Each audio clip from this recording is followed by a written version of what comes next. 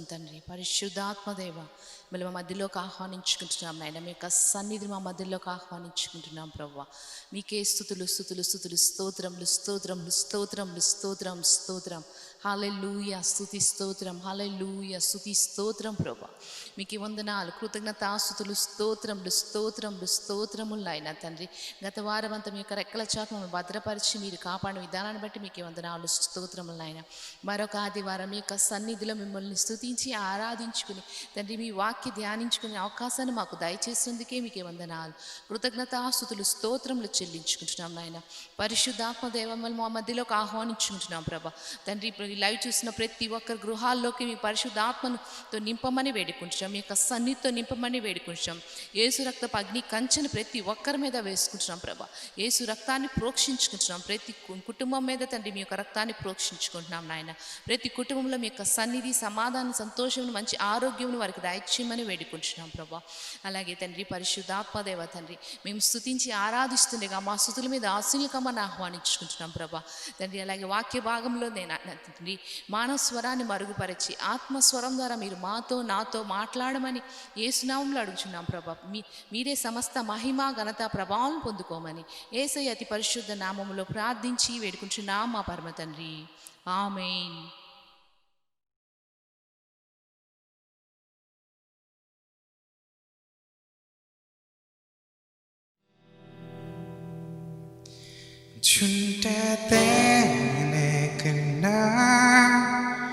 తీయనిదే వెండే పసిరి కన్నా మిన్నదే పొంగి పోలుచున్నా ప్రేమనిదే యేసుని నామము.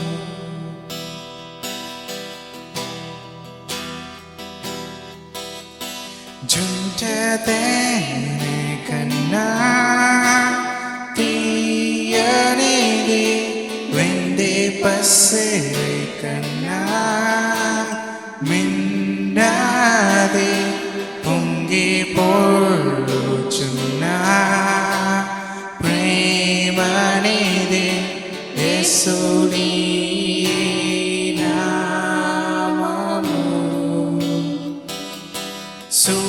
సూర్యకాంతి కన్నా ప్రకాశమైనది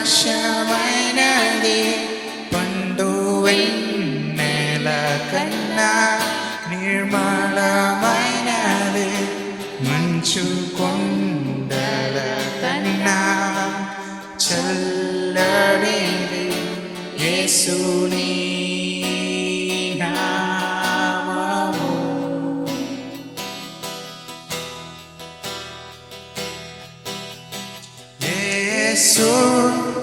అసాధ్యుడవు నీవో మరణాన్నే జయించిన వీరుడవు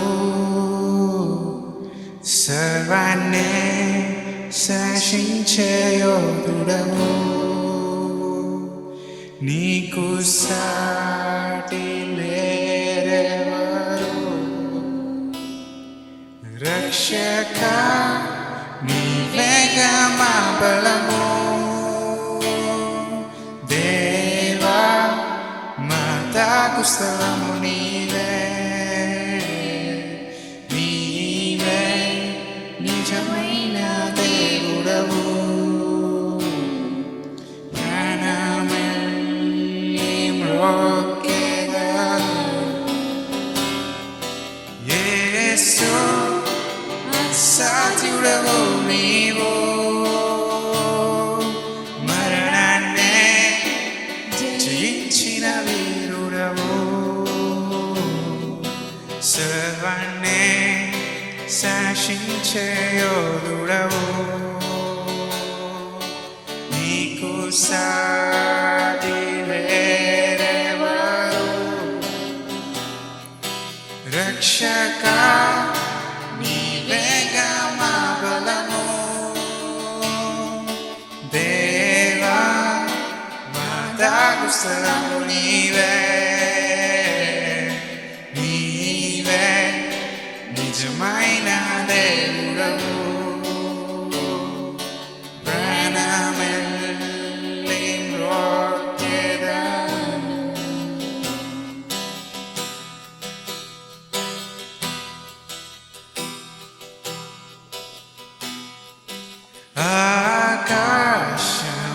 కన్నా విశాలమైనది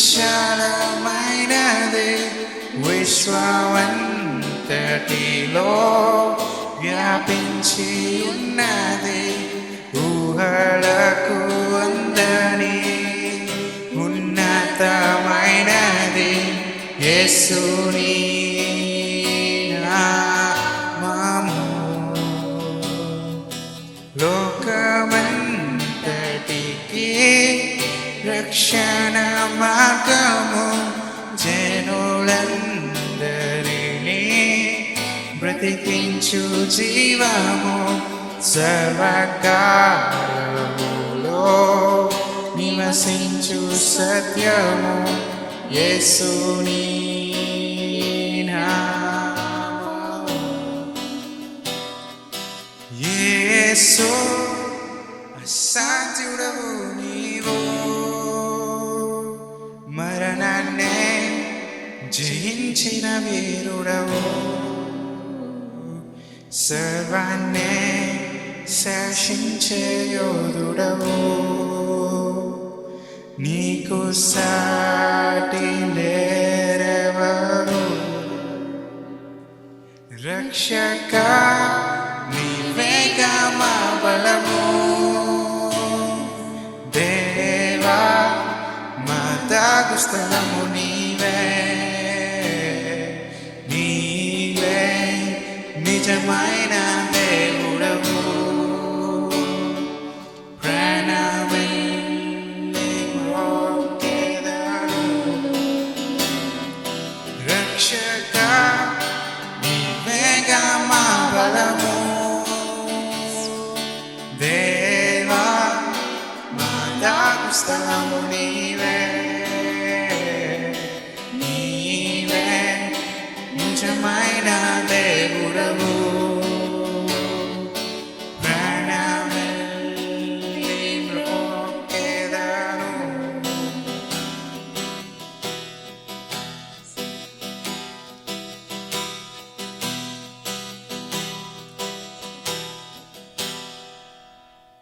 జుంట తేనె కన్నా తీయనిది వెండి పసిరి కన్నా మిన్నది పొంగి పొర్లుచున్న ప్రేమనిది యేసుని నామము సూర్యకాంతి కన్నా ప్రకాశమైనది పండు వెన్నెల కన్నా నిర్మలమైనది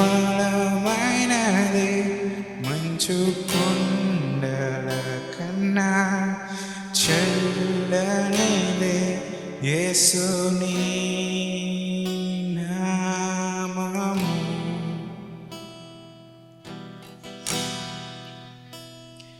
యేసు అసాధ్యుడవు నీవు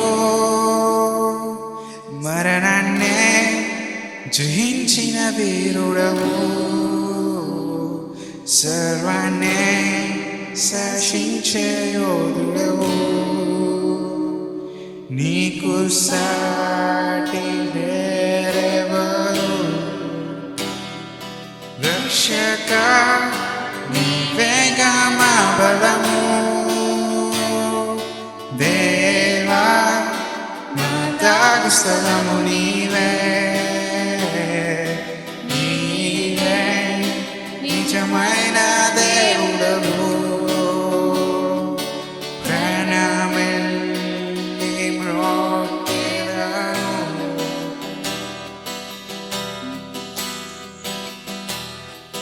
యేసు అసాధ్యుడవు నీవు మరణాన్నే జయించిన వీరుడవు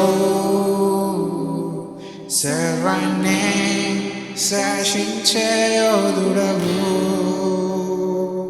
నీకు సాటి లేరెవరు రక్షక నీవేగా మా బలము దేవా మా దాగు స్థలము నీవే నీవే నిజమైన దేవుడవు ప్రాణమిల్లి మ్రొక్కెదను ప్రాణమిల్లి మ్రొక్కెదను Hallelujah.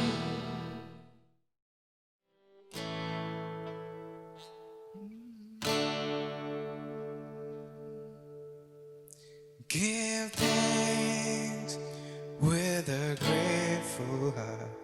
Give thanks to the Holy One. Give thanks because He's given Jesus Christ, His Son. Give thanks with a grateful heart. Give thanks to the Holy One. Give thanks because He's given Jesus Christ, His Son. And now let the weak say, I am strong. Let the poor say, I am rich because of what the Lord has done for us.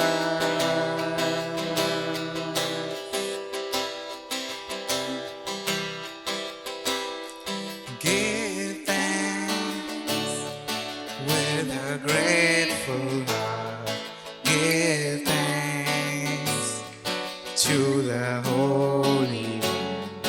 Give thanks because He's given Jesus Christ, His Son.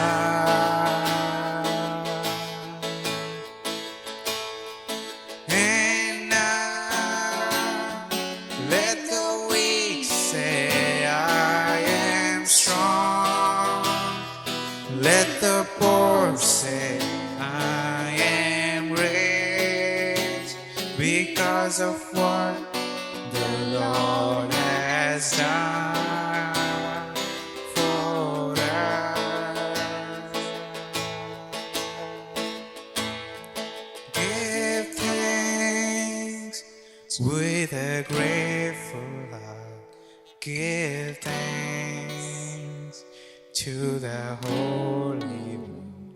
Give thanks because He's given Jesus Christ, His Son. And now let the weak say, I am strong. Let the poor say, I am rich because of what the Lord has done for us.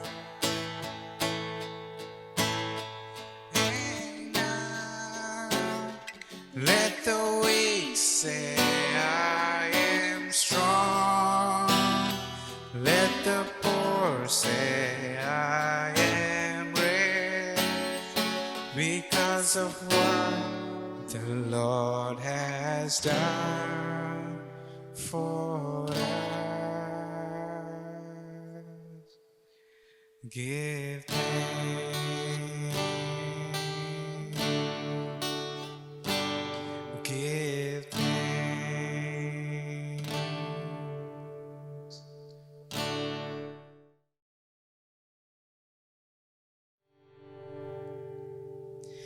తండ్రి కుమార శుద్ధాత్ముడా త్రియేక దేవుడా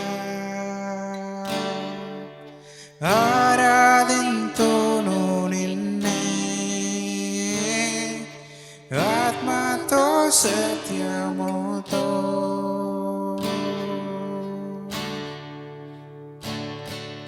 తండ్రి కుమార శుద్ధాత్ముడా త్రియేక దేవుడా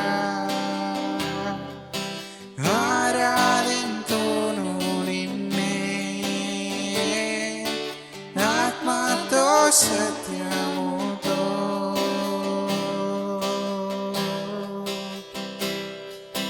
సృష్టికర్త నిన్నే సత్య స్వరూపుడా నా కొరకే బలి అయిన దేవా నిన్నే నే ఆరాధింతు నిన్నే నే ఆరాధింతు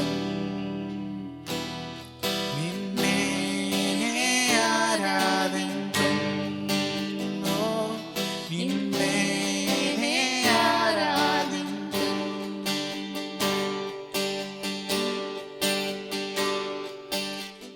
జీవాధిపతి అయిన తేజోమయుడా సర్వోన్నతుడా నిన్నే నే ఆరాధింతు నిన్నే నే ఆరాధింతు నిన్నే నే ఆరాధింతు నిన్నే నే ఆరాధింతు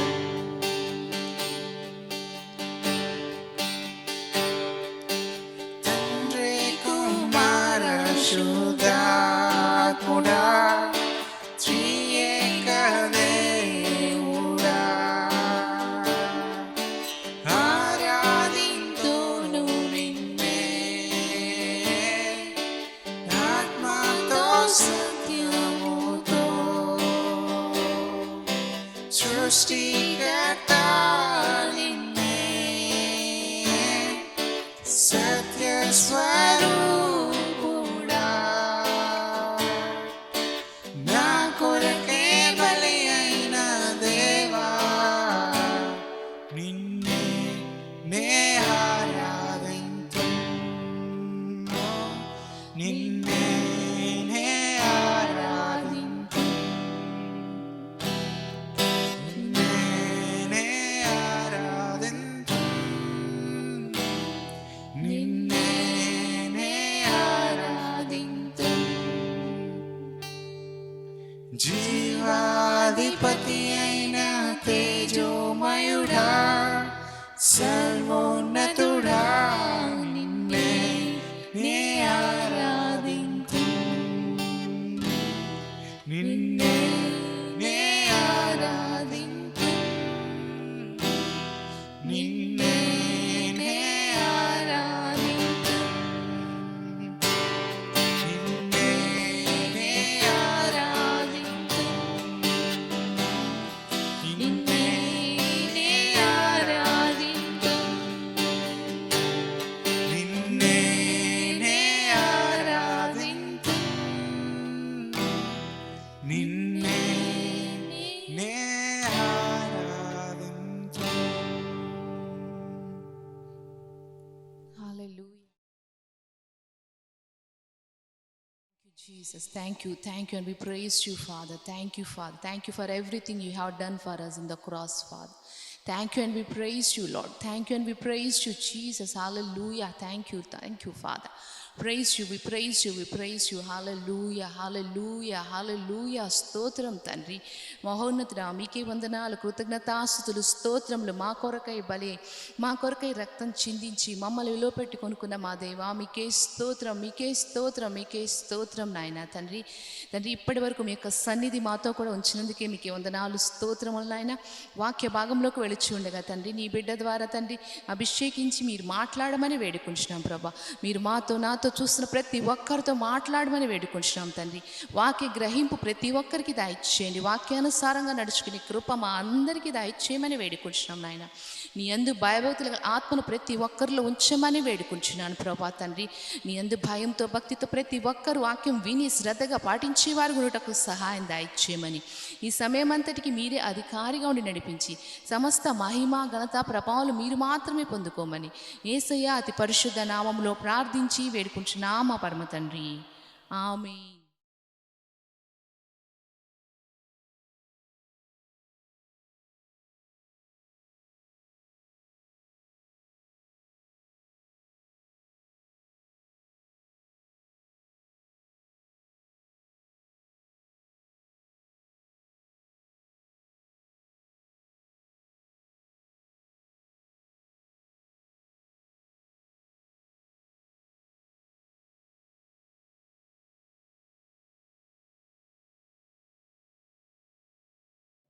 మన ప్రభువును రక్షకుడును అయిన యేసు క్రీస్తు పరిశుద్ధ నామములు మీ అందరికీ శుభాభివందనాలు తెలియజేస్తున్నా.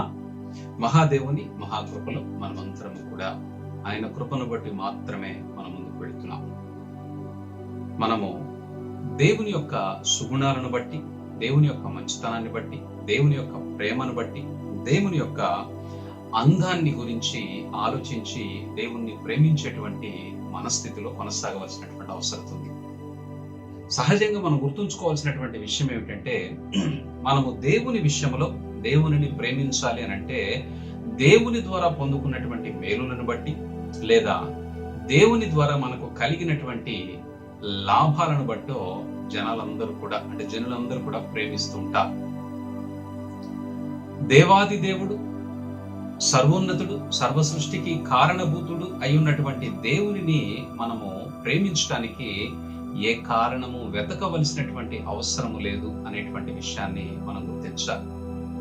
ఎందుచేతనంటే, నువ్వు ఏ ప్రాణమును కలిగి ఉన్నావో, నువ్వు ఏ విధమైనటువంటి చక్కని అవయవాలను కలిగి ఉన్నావో, నీకున్నటువంటి జ్ఞానమును బట్టి, నీ శరీర సౌఖ్యాన్ని బట్టి, అలాగే నీకున్నటువంటి స్థితిగతులను బట్టి, నీకివ్వబడినటువంటి ఈ యొక్క సమస్త భూమిని, సమస్తమును బట్టి నువ్వు దేవుణ్ణి స్తుతించడానికి అనేక రకాలైనటువంటి కారణాలు కనబడుతున్నాయి.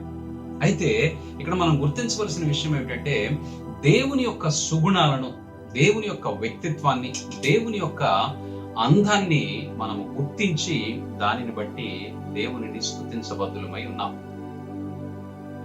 లోకంలో మనం చూస్తున్నాం, అనేక మంది మరి విగ్రహారాధన చేసేటువంటి వారికి ఆయా విగ్రహాలకు సంబంధించినటువంటి ప్రతిరూపాలు ఉండటం, ఆ ప్రతిరూపాలను వారు చూచి వాటిని బట్టి ఆ దేవుణ్ణి స్తుతించటము, ఆ దేవుణ్ణి ప్రార్థించటము, పూజించడం జరుగుతూ ఉంటుంది. అయితే మనం ఆరాధించేటువంటి దేవుడు ఆత్మై ఉన్నాడు కాబట్టి మనం ఆయనను ఆత్మతోనూ సత్యముతోనూ ఆరాధించబద్దులమై ఉన్నాం. ఆత్మతోనూ సత్యముతోనూ ఆరాధించవలసినటువంటి దేవుని యొక్క అందాన్ని మనం ఎలా గుర్తించగలుగుతామో, దేవుని యొక్క సుగుణాలను మనము ఎలా జ్ఞాపకము చేసుకోవాలో, వాటన్నిటిని బట్టి మనము దేవుణ్ణి ఎలా ప్రేమించాలో మనం ఆలోచన చేయాలి. ఆత్మ సంబంధమైనటువంటి దేవుడు ఆత్మస్వరముతోటి మనతో మాట్లాడతానని వాగ్దానము చేశారు.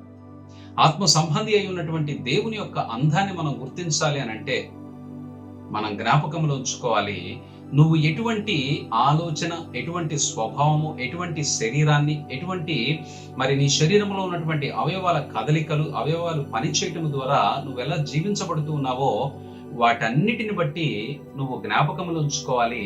నీ యొక్క పరిస్థితే దేవుని యొక్క స్వరూపమై ఉన్నదని గుర్తించాలి. నువ్వెలా ఉన్నావో, నీ శరీరంలో ఉన్నటువంటి భాగాలు ఎలా పనిచేస్తున్నాయో, నీ మనస్సు ఎలా పనిచేస్తుందో, నీ చేతులు, నీ కాళ్ళు కదలికలు నీ మనస్సును బట్టి ఎలాగైతే అవి నడిపించబడుతూ ఉన్నాయో, వీటిని గనక నువ్వు లోతుగా ఆలోచన చేయగలిగితే, ఇవి పని చేయటానికి నీ దేవుని యొక్క కార్యము ఎంత గొప్పదో, నీ శరీరాన్ని నువ్వు కలిగి ఉండటానికి దేవుడు చేసినటువంటి ప్రణాళిక ఎటువంటిదో, నీలో ఉన్నటువంటి మంచి చెడు, ప్రేమించేటువంటి స్వభావము, ద్వేషించేటువంటి స్వభావము, కోపించేటువంటి స్వభావము, అలాగే మెత్తని స్వభావము, ఇవన్నీ నీ లోపల ఎలా అయితే ఉన్నాయో వాటిని కనుక నువ్వు ఆలోచన చేయగలిగినట్లయితే వాటిని బట్టి నీ దేవుడు ఎలా ఉంటాడో, దేవుని యొక్క అందం ఎలా ఉంటుందో నీకు అర్థమవుతుంది. మనం గుర్తుంచుకోవాల్సినటువంటి విషయం ఏమిటంటే, లోకంలో దుర్మార్గమైనటువంటి దుష్టత్వములో నడిచేటువంటి వారి స్వభావాన్ని గురించి మనం ఆలోచించవలసిన అవసరం లేదు. ఒక మంచి వ్యక్తి అంటే మనము ఒక మదర్ తెరిసాను లేదా ఈ లోకంలో మరి అనేక మంది దేవుని కొరకు పనిచేసి ప్రాణాలు అర్పించినటువంటి గొప్ప గొప్ప దైవజనులను గురించి మనం ఆలోచన చేస్తే వారందరూ దేవునిని ఎంతగా ప్రేమిస్తే వారు ప్రాణాన్ని సహితము వారు దేవుని కొరకు వదులుకోవడానికి సిద్ధపడ్డారో వారి యొక్క మనస్థితిని గుర్తించాలి. మనలో ఉన్నటువంటి ప్రేమించేటువంటి స్వభావం, మనం మన పిల్లల్ని ప్రేమిస్తున్నాం, పెద్దల్ని ప్రేమిస్తున్నాం, మన ఇరుగు పొరుగు వారిని ప్రేమిస్తున్నాం, మనకున్నటువంటి పరిస్థితులను బట్టి మనం అనేక మందికి సహాయపడుతూ ఉన్నాం. వీటన్నిటి యొక్క ఉద్దేశం ఏమిటంటే ఇది దేవుని యొక్క స్వభావం అని, ఈ దేవుని యొక్క స్వభావము దేవుని యొక్క ప్రేమ, దేవుని యొక్క దయ, దేవుని యొక్క కనికరము, దేవుని యొక్క కరుణ, దీర్ఘశాంతము ఇవన్నీ కూడా ఆయన యొక్క అందానికి మనకి సాదృశ్యంగా కనబడుతున్నాయి. దేవుని అందం అంటే అది ఆకారంలో కనబడటం కానీ ఆయన అందము ఆయన యొక్క సుగుణాలలో కనబడుతుంది. ఈ విషయాన్ని మనం గుర్తించాలి. దేవుని ప్రేమించేటువంటి వారందరూ కూడా దేవుని యొక్క అందాన్ని బట్టి ప్రేమించేటువంటి స్థితిలో ఉండాలి. అంతే తప్ప నీకు అప్పులున్నాయని దేవుడు అప్పును తీరిస్తే దేవుణ్ణి ప్రేమించడం, లేదా నీకేదైనా ఒక అవసరత ఉంటే అవసరతలో దేవుని సహాయాన్ని బట్టి నువ్వు పొందుకున్నటువంటి మేలును బట్టి దేవుణ్ణి స్తుతించడం, తరువాత మరొక అవసరం వచ్చినప్పుడు ఆ అవసరము తీర్చబడటానికి నువ్వు ఎదురు చూస్తూ అది ఆలస్యమైతే దేవుని మీద సణిగేటువంటి ఆలోచనతోటి ముందుకు వెళ్ళటం, ఇది దేవుని ప్రేమించేటువంటి స్వభావం కాదు. ఈ లోకంలో చాలా మంది వారికి కష్టాలు ఉన్నప్పుడు, సమస్యలు ఉన్నప్పుడు, శ్రమలు ఉన్నప్పుడు సంఘాలకి వెళ్ళటం, ప్రార్థన చేయటం, లేదా మోకరించడం, ఉపవాసాలు ఉండటం ఇవన్నీ జరిగిస్తుంటారు. వారికి సౌకర్యవంతమైనటువంటి జీవితం ఉన్నప్పుడు వాటన్నిటిని విడిచిపెట్టి వారు కేవలము వారికి ఉన్నటువంటి దాన్ని బట్టి సంతోషిస్తూ ఉంటారు. అంటే దేవునిని ప్రేమించేటువంటి వ్యక్తి తాను కలిమిలో ఉన్నప్పుడు ఒకలాగను, తాను లేమిలో ఉన్నప్పుడు ఒకలాగను, తనకి సమృద్ధి ఉన్నప్పుడు ఒకలాగను, సమృద్ధి లేనప్పుడు మరొకలాగా దేవునిని వెంబడిస్తూ ఉంటారు. ఈ మనస్థితి మంచిది కాదు అనేటువంటి విషయాన్ని గుర్తించాలి. కేవలం అది నీ స్వలాభాపేక్షను బట్టి నువ్వు గనక దేవుణ్ణి ప్రేమించేటువంటి స్థితిలో ఉంటే నువ్వు ఖచ్చితంగా పరలోక రాజ్యంలోనికి ప్రవేశించలేవు. దేవుని యొక్క అందాన్ని బట్టి, సుగుణాలను బట్టి ఆయనను ప్రేమించేటువంటి స్థితిలో ఉండాలి. నీ దేవుని యొక్క స్వభావాన్ని గుర్తించడానికి బదులు కేవలము నీకు దేవుడు సహాయపడ్డాడు అనేటువంటి పరిస్థితిని బట్టి దేవుణ్ణి ప్రేమించేటువంటి స్థితిలో నువ్వు ఉంటే నువ్వు అవకాశాన్ని బట్టి దేవుని ప్రేమిస్తావు. కానీ నీ అవకాశము బాగా లేనప్పుడు లేదా బాగా సమృద్ధిగా ఉన్నప్పుడు నువ్వు దేవుణ్ణి వెంబడించలేవు. ఈ విషయాన్ని గుర్తుంచుకోవాలి. యేసుక్రీస్తు ప్రభువుని వెంబడించేటువంటి వ్యక్తులు తమ యొక్క స్వలాభాపేక్ష కొరకు లేదా తమ సొంత అవసరతల కొరకు, తమ సొంత కోరికలను తీర్చుకోవడానికి, తమ అవసరతలు లేదా తమకున్నటువంటి సమస్యల్లో విడుదల కొరకు యేసు ప్రభువుని వెంబడించడానికి వీల్లేదు. అదే పరిస్థితి యేసుక్రీస్తు ప్రభువారు లేదా మన ముందున్నటువంటి ప్రవక్తలు తమ స్వలాభాపేక్ష కొరకు గనక దేవునిని వెంబడించేటువంటి స్థితిలో ఉన్నట్లయితే వారు ఈ సువార్తను మన దాకా తీసుకురాగలిగేవారు కాదు. గొప్ప గొప్ప ప్రవక్తలను మనం చూస్తున్నాం. దేవుడు ఆ ప్రవక్తల ద్వారా కొన్ని ప్రవచనాలను ప్రకటించి తన యొక్క చిత్తాన్ని భూమిపైన నెరవేర్చడానికి ఆయన ప్రయత్నం చేస్తున్నారు. ఏలియాను మనం చూస్తున్నాం. ఏలియా దేవుని యొక్క చిత్తాన్ని బట్టి ప్రవచించాడు. భూమిపైన మంచైనను వర్షమైనను కురవదు, కరువు సంభవిస్తుంది అని ఆయన దేవుని నామాన్ని బట్టి ఆజ్ఞాపించాడు, ప్రవచించాడు. ఆ ప్రవచనపు నెరవేర్పు దాదాపుగా 3.5 సంవత్సరాలు భూమి మీద మంచైనను భూమి మీద వర్షమైనను కురవలేదట. మరి ఏలియా పరిస్థితి ఏమిటి? లోకమంతా కరువుతోటి బాధపడుతున్నారు. ఏలియాని దేవుడు ఒక ఏటి దగ్గరికి వెళ్ళి ఆ నీటి వాగు దగ్గర నివాసం ఉండమన్నారు. అక్కడ దేవుడు ఏలియాకి కాకుల ద్వారా ఆహారాన్ని, రొట్టెను మాంసమును ఆయనకి రోజు అందిస్తూ ఉండేవారు. అయితే కొద్ది దినాలు గడిచిన తర్వాత ఆ యొక్క ఏటి నీరు కూడా, అంటే ఆ యొక్క ఏలియా ఎక్కడైతే ఉన్నాడో ఆ నీటి మడుగు కూడా ఎండిపోవడం జరిగింది. తనకు కూడా కరువు యొక్క ప్రభావము, కరువు యొక్క ఫలితాన్ని అనుభవించవలసినటువంటి స్థితిలో ఏలియా ఉన్నాడు. అయితే ఏలియా ఆ సమయంలో బహుశా తిరిగి ఆజ్ఞాపించవచ్చేమో వర్షము కురవమని, నీటి కొరకు దాహాన్ని తీర్చుకోవటానికి. కానీ ఏలియా పని చేయలేదు. ఎందుచేతనంటే అది దేవుని చిత్తము కాదని ఏలియాకి తెలుసు.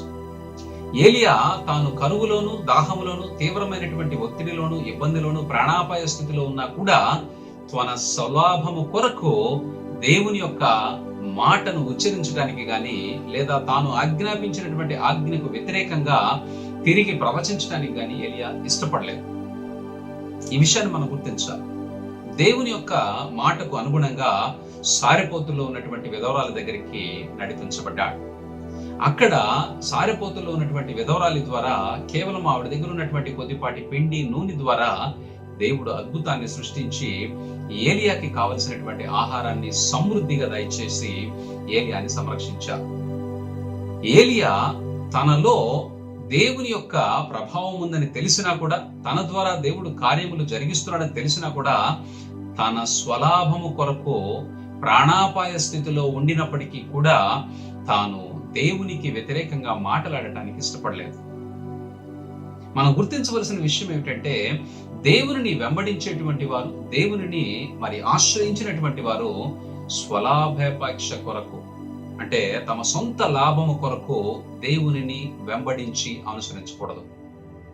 మరి దేని కొరకు దేవుణ్ణి వెంబడించాలి, దేని కొరకు దేవుణ్ణి అనుసరించి నడుచుకోవాలి అని అంటే, నీకు దేవుడు అనుగ్రహించినటువంటి పరలోక సంబంధమైనటువంటి పౌరసత్వాన్ని పొందుకోవటానికి, నిత్యరాజ్యములో నిత్యము జీవించటానికి, రక్షణ పొందుకోవటానికి, ఈ భూమిపైన నువ్వు జరిగించినటువంటి పాపములన్నిటినీ కూడా దేవుడు క్షమించాడు కాబట్టి వాటిని బట్టి కృతజ్ఞతాపూర్వకముగా దేవుని యొక్క చిత్తమును ఈ భూమిపైన నువ్వు జరిగించడానికే ఆయనను వెంబడించాలి.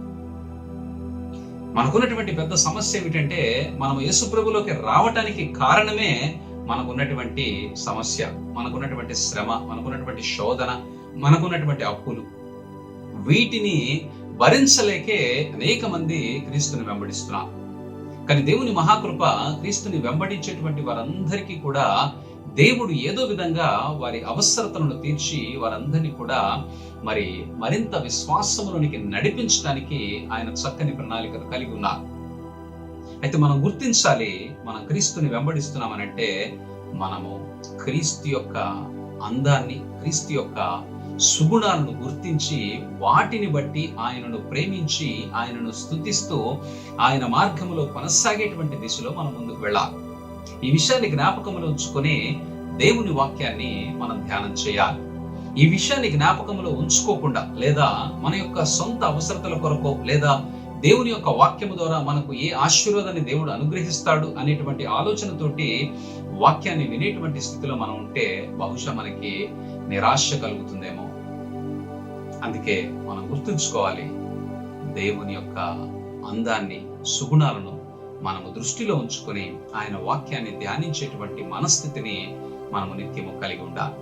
లేఖన భాగాన్ని మనం ధ్యానం చేసినట్లయితే మనకు దావీదుతోటి నాతాను ప్రవక్త మాట్లాడినటువంటి ఒక ప్రవచనాన్ని గురించి ఈ దినము మనము ధ్యానం చేయబోతున్నాం.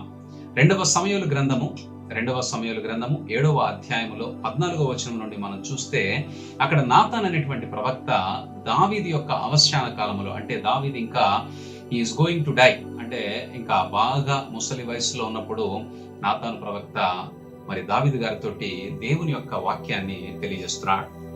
2వ సమూయేలు గ్రంథము 7వ అధ్యాయము 14వ వచనం నుండి మనం చూస్తే, నేను అతనికి తండ్రినై ఉండును, అతడు నాకు కుమారుడై ఉండును, అతడు పాపము చేసిన ఎడల, చూడండి దేవుడు దావీదుతో మాట్లాడుతున్నాడు, అతడు పాపము చేసిన ఎడల నరుల దండముతోను మనుష్యులకు తగులు దెబ్బలతోను అతనిని శిక్షింతును గాని.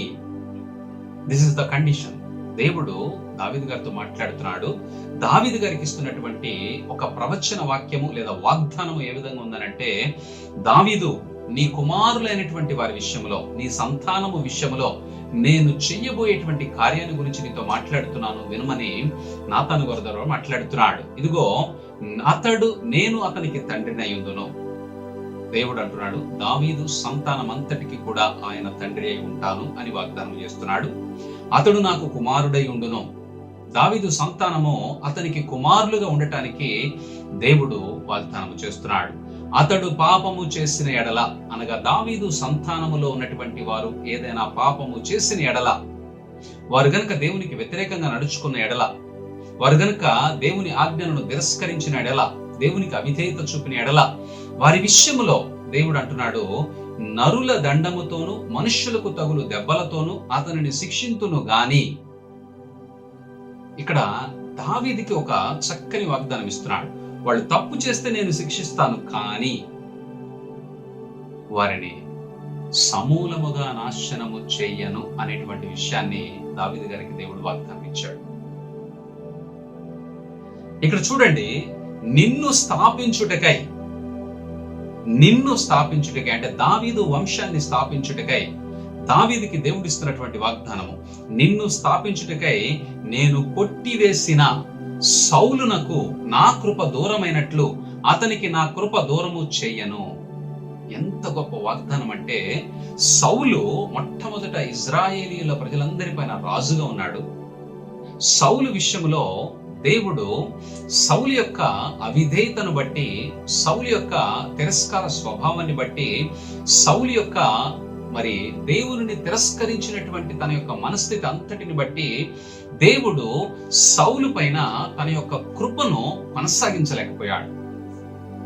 సౌలు యొక్క జీవితంలో కేవలము సౌలు బ్రతికున్నంత వరకు మాత్రమే ఆ రాజ్యమును అనుభవించగలిగాడు, గాని సౌలు యొక్క కుమారులు ఎవ్వరికీ కూడా రాజ్యాధికారాన్ని గాని రాజుగా నియమించేటువంటి పరిస్థితిని గాని దేవుడు అనుగ్రహించలేదు. సౌలుతోటే ఆ రాచరికము, సౌలు యొక్క వంశం యొక్క రాజ్యాధికారము అంతరించిపోయింది. దేవుడు అంటున్నాడు, సౌలుకి దూరము చేసినట్లుగా నా కృపను నీ కుమారులకు దూరము చెయ్యను అని వాగ్దానము చేస్తున్నాడు. దేవుని నామానికి మహిమ కలుగును గాక. దేవుని కృప ఏ విధంగా ఉంటుందో మనం గుర్తించాలి. సౌలు తాత్కాలికమైనటువంటి, అనగా కేవలము తన జనరేషన్ వరకు మాత్రమే దేవుని కృపను పొందుకోగలిగాడు, దానిని కూడా పోగొట్టుకున్నాడు. కానీ దావీదు విషయంలో శాశ్వతమైనటువంటి కృపను దేవుడు అనుగ్రహించాడు.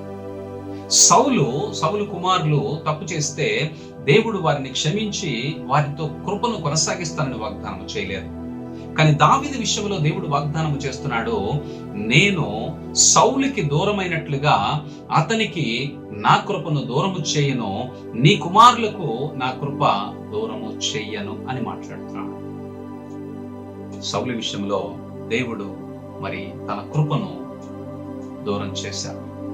ఎందుచేత సౌలు విషయంలో దేవుడు తన కృపను దూరము చేశారనంటే, సౌలు 1-2 సార్లు తప్పు చేశాడు. 2 సార్లు దేవుని యొక్క ఆజ్ఞను తిరస్కరించాడు. సమయలు ద్వారా దేవుడు సౌలుకి ఇచ్చినటువంటి ఆజ్ఞలను తిరస్కరించాడు. సౌలు అమాలేకీయులతో యుద్ధము చేసి వారి విషయంలో మరి అక్కడ వారిని సమూలముగా నాశనము చేయమని ఆజ్ఞాపిస్తే, సమూలముగా నాశనము చేయమని జంతువులను, పశువులను, అలాగే రాజు యొక్క ఆ యొక్క దేశంలో ఉన్నటువంటి అందరినీ కూడా సంహరించమని దేవుడు ఆజ్ఞాపిస్తే, సౌలు ఆ ఆజ్ఞను ధిక్కరించి ఆ యొక్క పశువులలో ఉన్నటువంటి బలిష్టమైనటువంటి వాటిని పోగు చేసి పక్కన పెట్టుకున్నాడు. ఆ రాజుని బ్రతకనిచ్చి తనతో పాటు ఉంచుకున్నాడు. ఇది దేవునికి వ్యతిరేకమైనటువంటి కార్యం. ఆ తర్వాత వారి యొక్క పరిస్థితిని, అంటే ఆ సౌలుకి ఎంతో ఆటంకంగాను, అలాగే ఇజ్రాయేలీలకు ఎంతో కంటకంగా వారు మార్చబడ్డారు. దేవుని ద్వారా ఇవ్వబడినటువంటి ఆజ్ఞను సౌలు తిరస్కరించాడు. రెండవదిగా, సమయాలు వచ్చేంత వరకు ఆగకుండా బలి అర్పణ చేయడానికి సౌలు పూనుకొని తానే బలి అర్పించాడు. ఇది రెండవ దేవుని యొక్క అధికారాన్ని, దేవుని యొక్క ఆజ్ఞను తిరస్కరించడం. తద్వారా సౌలు మీద ఉన్నటువంటి దేవుని కృప తొలగించబడింది. అందుకే సౌలు తర్వాత సౌలు కుమారులలో ఎవరు కూడా రాజులుగా కొనసాగలేకపోయారు. అంత మాత్రమే కాదు, సౌలు తన యొక్క కుమారుడు ఒకే రోజున ఒకే సమయంలో చంపబడ్డారు. ఆ తరువాత కూడా మనం చూస్తే సౌలుకు ఉన్నటువంటి సంతానం అంతా కూడా చంపబడింది, భయంకరంగా వధించబడింది. ఈ పరిస్థితులన్నిటిని మనం గుర్తించినట్లయితే, దేవుడు మొట్టమొదట సౌలుని రాజుగా నియమించినా కూడా దేవుని యొక్క కృప సౌలుతోటి నిత్యము కొనసాగలేదు. దావీదు విషయంలో దేవుడు చెప్తున్నాడు, సౌలుకి నా కృపను దూరము చేసినట్లుగా నీ కుమారుల విషయంలో నా కృపను నేను దూరము చేయను. నీ మట్టుకు నీ సంతానమును నీ రాజ్యమును నిత్యము స్థిరమగును, నీ సింహాసనము నిత్యము స్థిరపరచబడును అని నాతాను ప్రవక్త ద్వారా దేవుడు దావీదుతో మాట్లాడుతున్నాడు. నిన్ను స్థాపించుటకై దావీదు దేవునికి ఎంత విధేయతను కలిగి ఉన్నాడంటే మనం గ్రహించాలి. దావీదు దేవుని సన్నిధిలో ప్రార్థన చేస్తూ అంటాడు, యెహోవా మహోన్నతుడైనను, యెహోవా మహోన్నతుడైనను అతడు దీనులను లక్ష్యపెట్టును. What kind of humility! దావీదు ఎంత తగ్గింపును కలిగి ఉన్నాడో, ఎంత దీనత్వాన్ని కలిగి ఉన్నాడో, దేవుడంటే తనకున్నటువంటి ఆ యొక్క అభిప్రాయం అంతటిని బట్టి దేవుడు దావీదుకి ఒక చక్కని వాగ్దానము చేస్తున్నాడు. నా కృప నీ నుంచి, నీ కుటుంబం నుంచి, నీ బిడ్డల నుంచి ఎన్నడూ కూడా నేను తొలగించునంటున్నాడు. ఆ కారణం చేతే ఇజ్రాయేలీలు, యూదులు ఇప్పుడు కూడా, అంటే 2000 సంవత్సరాల పాటు వారికి దేశమే లేనటువంటి స్థితిలో ఉండినా కూడా తిరిగి వారు ఇజ్రాయెల్ దేశాన్ని స్వాధీనపరుచుకొని దేవుని కృపను బట్టి ఇజ్రాయెల్ దేశమును వారు ఒక శక్తివంతమైనటువంటి దేశముగా మార్చగలిగారు. మనం ఆలోచన చేయాలి. మనము తాత్కాలికమైనటువంటి దేవుని ఆశీర్వాదాన్ని, అంటే సౌలు కలిగి ఉన్నటువంటి తాత్కాలికమైనటువంటి ఆశీర్వాదాన్ని కలిగి ఉన్నామా? దావీదు కలిగి ఉన్నటువంటి శాశ్వతమైనటువంటి కృపతో కూడినటువంటి ఆశీర్వాదాన్ని మనము పొందుకుంటున్నామా? మనం గుర్తించాలి. సౌలు తాను కలిగి ఉన్నటువంటి స్థితిని బట్టి, రాజ్యాన్ని బట్టి, రాజ్యాధికారాన్ని బట్టి అతిశయించి దేవునికి వ్యతిరేకంగా పనులు జరిగించాడు. అందుచేత కృపను కోల్పోయాడు. నువ్వు కూడా నీవు దేవుని ద్వారా పొందుకున్నటువంటి తాత్కాలికమైనటువంటి ఆశీర్వాదాలను బట్టి అతిశయించి దేవుని నుంచి దూరం అయిపోయావేమో, నీతోనే దేవుని యొక్క కృప మరి తొలగించబడుతుందేమో, నీ కుటుంబీకులు, నీ పిల్లలు, నీ పిల్లల పిల్లలు దేవుని యొక్క కృపలో కొనసాగలేకపోతున్నారేమో.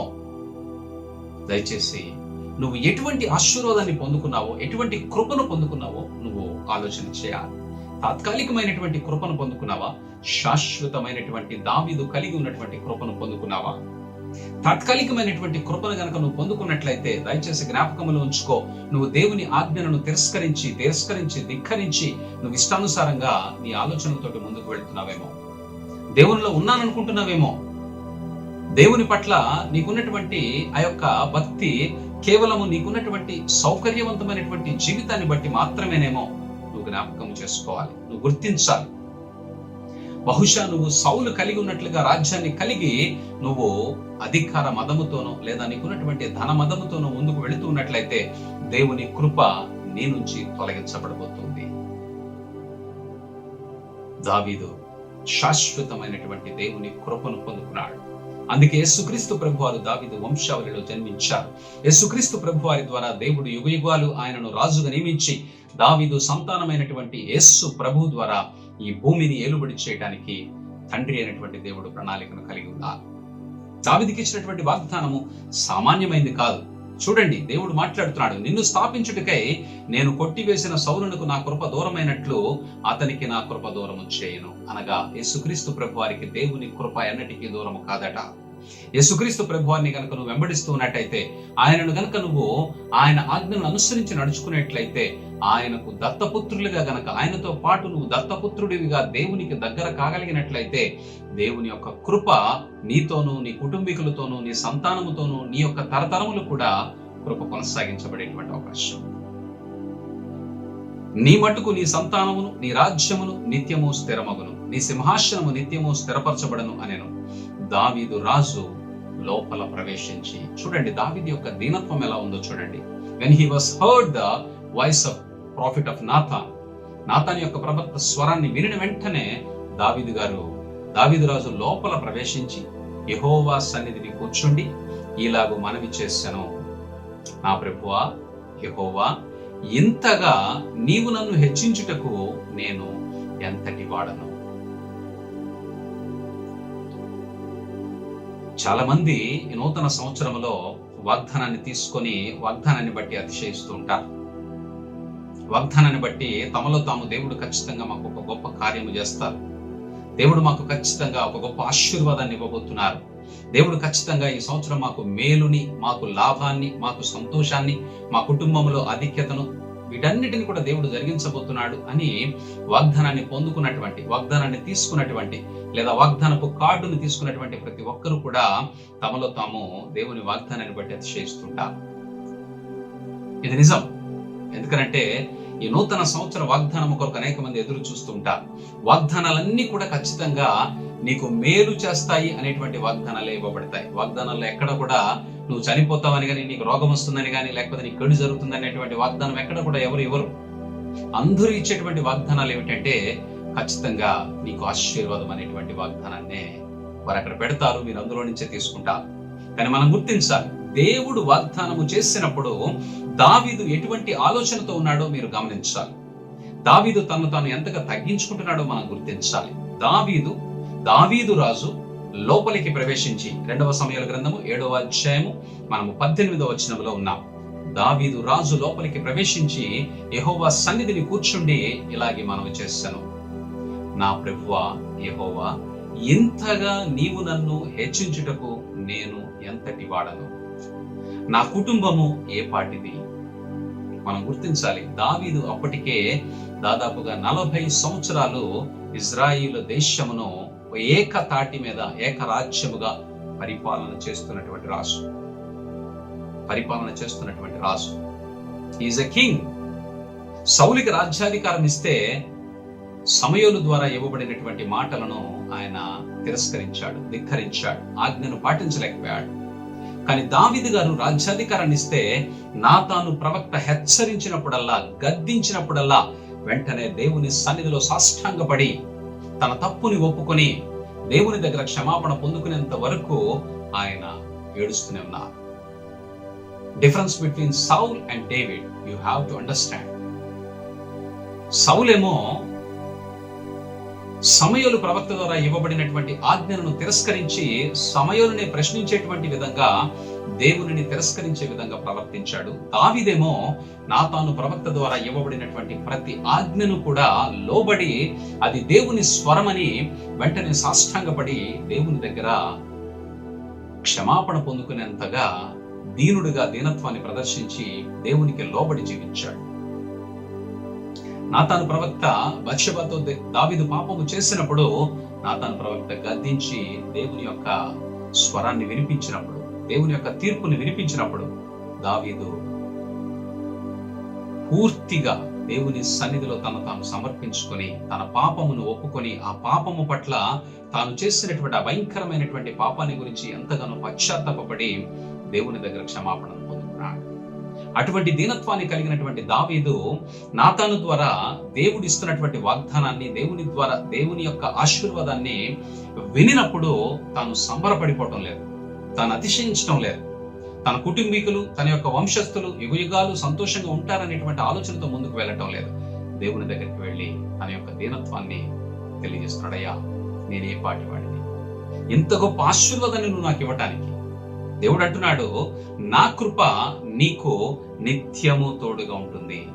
దావీదుకి మాత్రమే కాదు, దావీదు యొక్క వంశావళిలో నుంచి వచ్చేటువంటి ప్రతి ఒక్కరికి, అనగా యేసుక్రీస్తు ప్రభు వారికి, అనగా మనందరికీ కూడా నిత్యము దావీదుకి ఇవ్వబడినటువంటి కృప తోడుగా ఉంటుందని దేవుడు వాగ్దానం చేస్తున్నాడు. ఆ వాగ్దానాన్ని విన్నటువంటి దావీదు ఎగిరి గంతులు వేయకుండా దేవుని సన్నిధిలోనికి వెళ్ళి యెహోవా సన్నిధిలో కూర్చుండి ఇలాగే మనవి చేస్తున్నాడట, యెహోవా, ఇంతగా నీవు నన్ను హెచ్చించుటకు నేను ఎంతటి వాడను, నా కుటుంబము ఏ పాటిదయ్యా. దేవుడు నీకు ఒక ఆశీర్వాదాన్ని ఇస్తే, దేవుడు నీకు ఒక దీవెన నీకు దయచేస్తే నువ్వు ఎటువంటి స్థితిలో ఉండాలో నువ్వు గుర్తించుకోవాలి. అతిశయించకూడదు, దానిని బట్టి మదించినటువంటి స్థితిలో ఉండకూడదు. నువ్వెప్పుడు కూడా దీనత్వాన్ని మాత్రమే కలిగి ఉండాలి. ఆ దీనత్వము ద్వారానే దేవుడు నీ ప్రార్థన ఆలకిస్తాడు. కీర్తనల గ్రంథము కీర్తనలో 138వ కీర్తన 6వ వచనములో చెప్పబడుతున్నటువంటి, though the Lord is on high, దేవుడు మహోన్నతుడై ఉన్నప్పటికీ కూడా, yet he regards the lowly, ఆయన దీనులను లక్ష్యపెట్టును. Because of this reason God has promised the day, my grace will be continued throughout your generation. నీ తరములన్నిట కూడా నా కృప విస్తరించబడుతుంది అని దేవుడు వాగ్దానం చేశాడు. సౌలుకి తీసివేశాడు. దావీదుకి సౌలుకి చాలా తేడా ఉంది. సౌలుకి మొట్టమొదట రాజ్యాధికారం ఇచ్చినటువంటి దేవుడు దానిని సౌలుతోనే అంతమొందించాడు. కానీ దావీదుకి రాజ్యాధికారం ఇచ్చినటువంటి దేవుడు దావీదుతో పాటు యేసుక్రీస్తు ప్రభుతో పాటు మనందరికీ కూడా తన కృపను, తన అధికారాన్ని మనతో కొనసాగిస్తానని వాగ్దానం చేశాడు. దేవుని నామానికి మహిమ కలుగును గాక. అందుకే మనము రాజులమైనటువంటి యాజక సమూహం, మనము రాజులమని పిలువబడుతున్నాం, యాజకులమని పిలువబడుతున్నాం. దేవుని నామానికి మహిమ కలుగును గాక. దావీదు యొక్క దీనత్వమే మనందరికీ కూడా నిత్యమైనటువంటి కృప విస్తరించబడినట్లుగా సహాయపడింది. దావీదు మాట్లాడుతున్నాడు, అయ్యా ఇంతగా హెచ్చుగా చేసినదంతయు నీ దృష్టికి కొంచెమై మానవుల పద్ధతిని బట్టి బహుకాలము జరిగిన తరువాత నీ దాసుడనైన నా సంతానమునకు కలగబోవు దానిని గూర్చి నీవు సెలవిచ్చి ఉన్నావు. యెహోవా నా ప్రభువా, దావీదు అను నేను ఇక నీతో ఏమి చెప్పుకుందును. ఏం మాట్లాడుతున్నాడో చూడండి. దావీదు ఇంత హెచ్చుగా చేసినదంతయో నీ దృష్టికి కొంచెమై మానవుల పద్ధతిని బట్టి బహుకాలము జరిగిన తరువాత నీ దాసుడనైన నా సంతానమునకు కలగబోవు దానిని గూర్చి నీవు సెలవిచ్చి ఉన్నావు. యెహోవా ప్రభువా, దావీదు అను నేను ఇక నీతో ఏమి చెప్పుకుందును. దావీదు రాజండి, ఇశ్రాయేలీల అందరినీ కూడా ఏలుబడి చేస్తున్నటువంటి రాజు. ఆయన దేవుడితో ఏమంటున్నాడు చూడండి. ఇక నేనేం మాట్లాడగలనయ్యా? యెహోవా నా ప్రభువా, నీ దాసుడనైన నన్ను నీవు ఎరిగి ఉన్నావు. తన యొక్క దీనత్వాన్ని బట్టి దేవుడు ఆయనను నిత్యము ఎరిగి ఉన్నాడు. నిత్యము ఆయన విషయమై ఆలోచన కలిగి ఉన్నాడు. నిత్యము దావీదుకి ఏమి చెయ్యాలా అని దేవుడు ఎదురు చూస్తున్నాడు. కాబట్టి దావీదు ఇక అవసాన దశలోకి వచ్చిన తర్వాత, వృద్ధాప్యంలోకి వచ్చిన తర్వాత దేవుడు తన వాగ్దానాన్ని నాతాను ప్రవక్త ద్వారా మాట్లాడుతున్నాడు. దావీదు ఆ వాగ్దానమును విన్నాడు, ఆ ప్రామిస్ ను విన్నాడు, ఆ దీవెనను గురించి ఆలోచన చేస్తున్నాడు. కృప ఉంటుందంటున్నాడు. మనం గుర్తించాలి, దేవుని కృప నీతో గనక కొనసాగుతూ ఉన్నట్లయితే, దేవుని కృప నీ మీద, నీ కుటుంబం మీద ఉన్నట్లయితే, నువ్వు దేవుని యొక్క నిత్య స్వాస్థ్యంలోనికి ప్రవేశించబడతావు. నువ్వు దేని గురించి ఆలోచన చేస్తున్నావో, నువ్వు దేని గురించి తొందరపడుతున్నావో, దేని కొరకు నువ్వు ఆతృత పడుతున్నావో, అవన్నీ కూడా నీకు తాత్కాలికమైనటువంటి సంతోషాన్ని ఇచ్చేవే. దావీదుకి దేవుడు నిత్య కృపనిచ్చాడు, శాశ్వతమైనటువంటి కృపనిచ్చాడు. ఆ కృప నీతో కూడా కొనసాగిస్తానని వాగ్దానం చేయబడింది. ఆ కృపను నువ్వు పొందుకోవడానికి ప్రయత్నం చేస్తున్నావా? దేవుని నిజంగా నువ్వు సత్యముతోటి, ఆత్మతోను, సత్యముతోను దేవుణ్ణి ఆరాధించేటువంటి ఆ యొక్క మనస్థితిని కలిగి ఉన్నావా? నువ్వు గుర్తించాలి. దావీదుకి వాగ్దానం ఇవ్వబడితే వాగ్దానాన్ని బట్టి అతిశయించడం లేదు. తాను దేవుని సన్నిధిలోనికి వెళ్ళి, నేను ఏ పాటి వాడినయ్యా, అయ్యా నువ్వు నన్ను ఎరిగి ఉన్నావు చాలయ్యా అని ప్రార్థన చేస్తున్నాడు. నీ వాక్కును బట్టి నీ ఇష్టానుసారముగా నీ ఘన కార్యములను జరిగించి నీ దాసుడునగు నాకు దీనిని తెలియజేసింది. అప్పటికే దావీదు యొక్క జీవితంలో దేవుడు ఎన్నో గొప్ప కార్యాలు చేశాడు. దావీదుకి తాను పొందుకున్నటువంటి మేలులలో ఏది కూడా మరిచిపోకుండా నిత్యము వాటిని ధ్యానము చేస్తూ, వాటిని ఎత్తి పడుతూ, ఎత్తి చెబుతూ, దేవునికి సాక్షిగా నిలబడుతూ, వాటన్నిటిని బట్టి దేవుణ్ణి స్తుతించేటువంటి అనుభవాన్ని కలిగి ఉన్నాడు. అందుకే ఆయన అంటున్నాడు, నీ ఇష్టానుసారంగా ఈ ఘనకార్యాలను జరిగించి నీ దాసుడు నాకు దీనిని తెలియజేసేవి. కాబట్టి దేవా యెహోవా, నీవు అత్యంతమైన ఘనత గలవాడవు, నీ వంటి దేవుడు ఒకడును లేడు. మేము వినిన దానంతటిని బట్టి చూడగా నీవు తప్ప దేవుడు ఎవడను లేడు. దావీదు రాజుగా ఉన్నాడు, దానిని బట్టి దేవుణ్ణి స్తుతించడం లేదు. దావీదు గొప్ప ఆశీర్వాదాన్ని పొందుకున్నాడు, వాగ్దానాన్ని పొందుకున్నాడు, దాన్ని బట్టి దేవుణ్ణి స్తుతించడం లేదు. దావీదు దేవుని యొక్క సుగుణాన్ని బట్టి స్తుతిస్తున్నాడు. ఘన కార్యములను జరిగించినటువంటి దేవుడు అంటున్నాడు, నీవు అత్యంత ఘనత గలవాడు అని, నీ వంటి దేవుడు ఒకడును లేడని, ఘనంతటిని బట్టి చూడగా నీవు తప్ప దేవుడు ఎవడును లేడు. ఎంత దీనత్వాన్ని కలిగి, దేవునిని ఎంతగా అర్థము చేసుకొని, దేవుని యొక్క సుగుణాన్ని ఎంతగా అతను మనస్సులో ఉంచుకొని ధ్యానము కలిగి అతను మాట్లాడుతున్నాడో, ఎంత మెచ్యూరిటీగా మాట్లాడుతున్నాడో మనం గుర్తించాలి. పరిపక్వత చెందినటువంటి భక్తి, ఇటువంటి భక్తిని మనం కలిగి ఉండాలి. దేవుడు అంటే మనకు ఉండవలసినటువంటి సంబంధము ఎంతో పవిత్రమైనది, ఎంతో ఉన్నతమైనటువంటిది. దేవుడు మనల్ని ప్రేమించేటువంటి స్థితిలో ఉండాలి. కేవలం అవసరతల కొరకు మనం దేవుని దగ్గరకు వచ్చి దేవుణ్ణి స్తుతించేటువంటి, అవసరతల కొరకు మనుషులను పొగిడే రీతిగా పొగిడేటువంటి స్థితిలో అటువంటి ఆలోచనతో మనం ఉంటే దేవుడు మన ప్రేమను అంగీకరించలేడు. దావీదు ప్రేమను దేవుడు అంగీకరించాడు. అందుకే శాశ్వతమైనటువంటి కృపను దావీదుకు అనుగ్రహించాడు. 23వ వచనంలో దావీదు మాట్లాడుతున్నాడు, నీకు జనులగుటకై వారిని నీవు విమోచించున్నట్లను, నీకు ఖ్యాతి కలుగునట్లు నీ జనులను బట్టి నీ దేశమునకు భీకరమైన మహాకార్యములు చేయునట్లును దేవుడువైన నీవు ఐగుప్తు దేశములో నుండి ఆ జనుల వశములో నుండి వారి దేవతల వశములో నుండి నీవు విమోచించిన ఇజ్రాయేలీయులను బట్టి నీ జనుల వంటి జనము లోకమందు మరి ఎక్కడనున్నది. దేవుని నామానికి మహిమ కలుగును గాక. దేవుడు తన ప్రజలను విడిపించుకోవడానికి ఎంత గొప్ప కార్యము చేశాడో, అలాగే దేవుడు దావీదు విషయంలో ఎంత గొప్ప కార్యము చేశాడో, దేవుడు దావీదుకి ఇచ్చినటువంటి వాగ్దానమును బట్టి, జరిగిన కార్యములను బట్టి, జరుగుతున్న కార్యములను బట్టి, జరగబోయేటువంటి కార్యములను బట్టి దావీదు దేవుణ్ణి స్తుతిస్తున్నాడు. దేవుని పట్ల తనకున్నటువంటి నమ్మకాన్ని ప్రదర్శన చేస్తున్నాడు. దేవుని యొక్క మాటలు సత్యమని దావీదు ప్రార్థన చేస్తున్నాడు. దావీదు యొక్క ప్రార్థనలో ఉన్నటువంటి ఆ యొక్క వ్యత్యాసాన్ని గుర్తించండి. మనం అడిగినట్లుగా నాకు అది కావాలి, నాకు ఇది కావాలి, నన్ను అలా చెయ్యి, నన్ను ఇలా చెయ్యి అని దేవుడు దావీదు మాట్లాడటం లేదు. దేవుని యొక్క ఘనతను, దేవుని యొక్క కార్యాలను, దేవుడు చేసిన వాటిని బట్టి దేవుణ్ణి స్తుతిస్తూ, దేవుని వాగ్దానాన్ని బట్టి ఇంత గొప్ప వాగ్దానాన్ని పొందుకోవటానికి నేను అర్హుడనా అని తాను ప్రశ్నించుకుంటున్నాడు. దేవునిని తండ్రి అని పిలవగలిగేటువంటి అర్హత కలిగించినటువంటి యేసుక్రీస్తు ప్రభువారి ద్వారా నువ్వు పొందుకున్నటువంటి దత్తపుత్రత్వాన్ని, నువ్వు దత్తపుత్రుడిగా దేవునికి స్వీకరించబడబోతున్నావు. నువ్వు దేవునికి దత్తపుత్రుడిగా సమర్పించబడబోతున్నావు. నువ్వు దేవునికి దత్తపుత్రుడిగా కొనసాగబోతున్నావు. అటువంటి స్థితిని దేవుడు నీకు కలగజేశాడు అనంటే నువ్వు ఎంత కృతజ్ఞత కలిగి దేవుని స్తుతించాలో నువ్వు నీ యొక్క ఆలోచనలో, నీ యొక్క ధ్యానములో నువ్వు ఉంచుకోవాల్సినటువంటి అవసరం. దేవుడు నీకు ఇచ్చినటువంటి సామాన్యమైనటువంటి వాగ్దానము కాదు, సామాన్యమైనటువంటి ఆశీర్వాదం కాదు. నువ్వు పరలోక రాజ్యములో రాజువైన యాజక సమూహముగా ఉండబోతున్నావు. దేవునికి కుమారుడిగా రాజ్య పరిపాలన చేయబోతున్నావు. యేసుక్రీస్తు ప్రభువారితో పాటు సహోదరత్వాన్ని పొందుకోబోతున్నావు. ఇంత గొప్ప వాగ్దానాన్ని, ఇంత గొప్ప ఆశీర్వాదాన్ని దేవుడు నీకు ఇవ్వబోతూ ఉంటే దానిని బట్టి నువ్వు అతిశయించడానికి బదులు తాత్కాలికమైనటువంటి నీ ముందున్నటువంటి సమస్యను బట్టి నువ్వు దేవుని పట్ల నిజమైనటువంటి ప్రేమను కనబరచలేకపోతున్నావు. నిజమైనటువంటి ప్రేమను కనబరచకుండా నీ యొక్క శ్రమను బట్టి, నీ యొక్క అవసరతను బట్టి మాత్రమే దేవుని స్తుతించడానికి, దేవుని సన్నిధిలో గడపటానికి నువ్వు ప్రయత్నము చేస్తే, సౌలు ఏ విధంగా అయితే దేవుని కృపను పోగొట్టుకున్నాడో ఆ విధంగా నువ్వు కూడా కృపను పోగొట్టుకునేటువంటి ప్రమాదం ఉంది.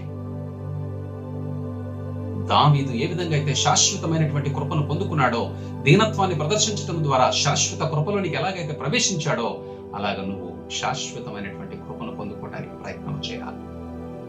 దావీదు ప్రార్థన చూడండి, ఎంత తగ్గింపుతోటి తాను పొందుకున్నటువంటి వాగ్దానాన్ని బట్టి దేవుణ్ణి గణపరుస్తున్నాడు. ఆ వాగ్దానానికి నేను అర్హుని కాదయ్యా, నా కుటుంబం ఏ పాటిది, నా వంశం ఏ పాటిది, నువ్వింత గొప్ప ఆశీర్వాదం ఇవ్వటానికి నేను దానికి సరిపోయేటువంటి వాడిని కాదయ్యా, నేను ఎంతగా స్తుతించాలయ్యా, నేను ఏ పాటి వాడినయ్యా అని దావీదు యథార్థమైనటువంటి దీనత్వాన్ని ప్రదర్శించేటువంటి స్థితిలో ఉన్నాడు. అట్టి దీనత్వాన్ని నువ్వు ప్రదర్శించగలుగుతున్నావా? అట్టి దీనమైనటువంటి హృదయంతో దేవుని సన్నిధిలో నువ్వు కొనసాగగలుగుతున్నావా? దేవుని స్తుతిస్తున్నావా? దేవుని ప్రార్థిస్తున్నావా? దయచేసి నువ్వు దృష్టిలో ఉంచుకోవాలి. దావీదు ప్రార్థనను నువ్వు దృష్టిలో ఉంచుకోవాలి. దేవా యెహోవా, నీ దాసుడునగు నన్ను గూర్చియు నా కుటుంబమును గూర్చియు నీవు సెలవిచ్చిన మాట ఎన్నటికీ నిలుచున్నట్లు దృఢపరిచి, సైన్యములకు అధిపతియగు యెహోవా ఇశ్రాయేలీయులకు దేవుడై ఉన్నాడను మాట చేత నీ నామమునకు శాశ్వత మహిమ కలుగునట్లును, నీ దాసుడునైన నా కుటుంబము నీ సన్నిధిని స్థిరపరచబడినట్లును నీవు సెలవిచ్చిన మాట నెరవేర్చుము. What kind of prayer he is doing? దావీదు ఎటువంటి ప్రార్థన చేస్తున్నాడు? దేవుని కృప కొనసాగుతుంది అని అంటే దావీదు డబ్బు గురించి మాట్లాడుతున్నాడా? లేదా పక్క దేశాన్ని స్వాధీనపరచుకోవడానికి ప్రణాళికలు వేస్తున్నాడా? లేదా విస్తారమైనటువంటి సంపదను సంపాదించాలనేటువంటి ఆలోచనతో ముందుకు వెళ్తున్నాడా? దయచేసి మనం ఆలోచించాలి. దావీదు తన కుమారుడైనటువంటి సొలొమోనుకి కూడా చాలా చక్కగా బోధ చేశాడు. అయ్యా, నువ్వు దేవుని పట్ల భయము కలిగి జీవించినట్లయితే దేవుడు నిత్యము నీకు తోడుగుండి నిన్ను నడిపిస్తాడు. నీవు దేవునికి వ్యతిరేకంగా, దేవుని ఆజ్ఞకు వ్యతిరేకంగా నువ్వు నడుచుకున్నట్లయితే దేవుడు నీ రాజ్యమును తొలగించి నిన్ను అధమ పాతాళానికి త్రొక్కివేస్తాడు అని దావీదు సొలొమోనుకి ఆజ్ఞాపించి దేవుని యొక్క సత్యాన్ని గురించి బోధించాడు. అందుకే సొలొమోను దేవుని ప్రసన్నతలో, దేవుని సన్నిధిలో ఉన్నప్పుడు దేవుణ్ణి అడుగుతున్నాడు, అయ్యా నీ జనులైనటువంటి ఈ ప్రజలను పరిపాలించడానికి నాకు జ్ఞానమును దయచేయండి, అది మాత్రం నాకు చాలు అని అడుగుతున్నాడు. అటువంటి గొప్ప జ్ఞానము, అటువంటి గొప్ప ఆలోచన సొలొమోనుకి ఎక్కడి నుంచి వచ్చిందనంటే దావీదు యొక్క దీనత్వాన్ని బట్టి వచ్చింది, దావీదు యొక్క బోధ నుండి వచ్చింది, దావీదు అనుభవం నుండి సొలొమోనుకి అటువంటి ఆలోచన వచ్చింది. అందుకే దేవుడు సొలొమోనుని విస్తారంగా గొప్ప ఆశీర్వాదంతో, గొప్ప ఐశ్వర్యంతో సొలొమోను తన జీవించినంత కాలం కూడా గొప్ప స్థితిలో ఉండటానికి సొలొమోనుకి దేవుడు వాగ్దానం చేశాడు. సొలొమోను తప్పు చేసినప్పటికీ దేవుడు అంటున్నాడు, నేను నీ సమయములో, అంటే సొలొమోను బ్రతికి ఉన్నటువంటి కాలంలో రాజ్యమును వేరు చేయను, రాజ్యమును విభజించను, నువ్వు ఉన్నంత వరకు ఈ రాజ్యం ఇలాగే కొనసాగుతుంది. నీ తప్పును బట్టి నీ తరువాత నీ పిల్లల విషయంలో నేను రాజ్యమును విభాగించి నీ దేశములకు కేవలము కొద్దిపాటి భాగాన్ని మాత్రమే ఉంచి, నీ పిల్లలకు కొద్దిపాటి రాజ్యాన్ని మాత్రమే ఉంచి మిగిలిన రాజ్యాన్ని అన్యుల పరము చేస్తానన్నాడు. అయితే దేవుడు దావీదుకి ఇచ్చినటువంటి వాగ్దానము నెరవేర్చబడుతూనే ఉంది. యేసుక్రీస్తు ప్రభు వారిని రాజుగా దేవుడు దావీదు వంశావళిలో నుంచి వచ్చారు కాబట్టి ఆయనను రాజుగా నియమించి ఆయనను సర్వోన్నతుడైనటువంటి రాజుగా ఈ భూమిపైకి పంపబోతున్నారు. ఆయన రాజాదిరాజు, ప్రభువులకు ప్రభువుగా రాబోతున్నారు. అటువంటి దేవుని యొక్క రాజ్యాధికారంలో నువ్వు కూడా రాజుగా ఉండటానికి దేవుడు నిన్ను ఎన్నిక చేసుకున్నాడు. నువ్వు శాశ్వతమైనటువంటి కృపలో కొనసాగునట్లుగా యథార్థమైనటువంటి భక్తిని ప్రదర్శించేటువంటి ఆలోచనతో ముందుకు వెళ్ళాలి. దావీదు గారు యథార్థమైనటువంటి ప్రార్థన చేస్తున్నాడు. Even though he is a king, he is having lot of money, కానీ అతడు దాని గురించి ఆలోచన చేయటం లేదు, దేవుని కృపను గురించి ఆలోచన చేస్తున్నాడు. దేవుని కృప ఉచితంగా మనకి ఇవ్వబడింది. ఆ కృపను మనం పొందుకున్నాం. ఆ కృపను శాశ్వతంగా నిలుపుకోవాల్సినటువంటి బాధ్యత మన పైన ఉంది.